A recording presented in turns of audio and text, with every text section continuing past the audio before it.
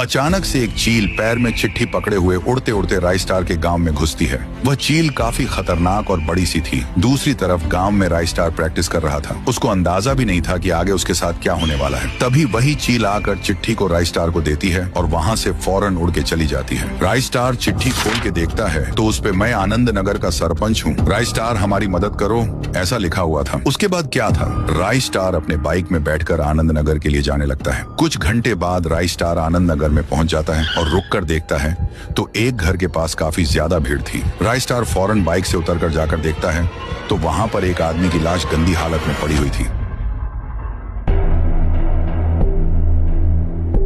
सरपंच राइस्टार को देख कहता है, अच्छा हुआ राइस्टार, तुम चिट्ठी पढ़ के आनंद नगर में आ गए। पहले तुम ये बताओ कि तुमने मुझे चिट्ठी क्यों भेजी और ये लाश क्या हो रहा है गांव में। सरपंच कहता है, क्या बताऊं राइस्टार, ये गांव धीरे धीरे खंडहर बनते जा रहा है। रोज यहाँ पर बड़ा सा एक सफेद भालू आता है।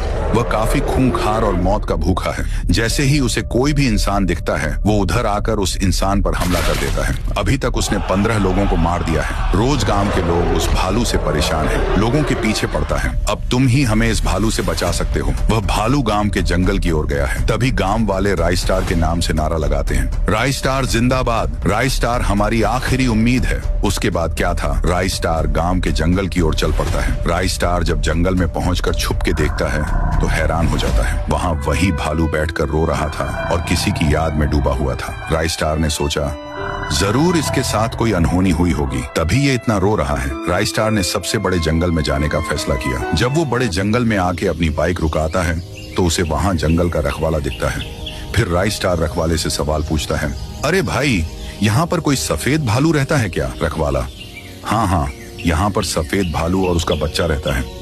सफेद भालू उसके बच्चे की वजह से वहाँ से भाग गया है। राइस्टार, पर क्यों भागा वो भालू, उसके बच्चे को क्या हुआ। रखवाला, दरअसल दोनों जंगल में मजे से हंसी खुशी खेल रहे थे। मैं जब नाश्ता करने गया तब 2 शिकारी इस जंगल में बंदूक लिए घुस आए और बच्चे के पैर पर गोली मार के उसे पिंजरे में बंद कर दिए ताकि वो उसे बेच सके। वो भालू अपने बच्चे को खोने की वजह से कहीं तो भाग गया। दूसरी तरफ वो 2 शिकारी भालू के बच्चे को पिंजरे में बंद किए हुए थे। तभी उनके पीछे राइस्टार आता है और पिंजरे के ताले पर गोली मारता है।